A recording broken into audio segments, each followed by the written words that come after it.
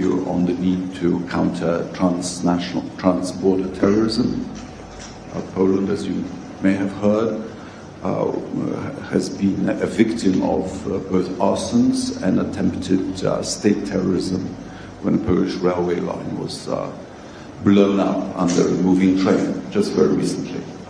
Fortunately, through the incompetence of the terrorists, there were no casualties.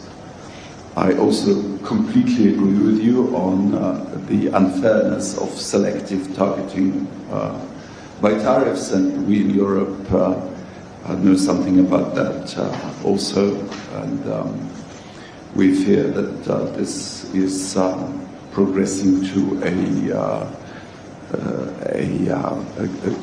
global trade turbulence. Thank you very much. Of course, the selective targeting is not limited to tariffs. I think there have been other forms of selective targeting, but we will discuss. So once again, thank you, Press. Thank you.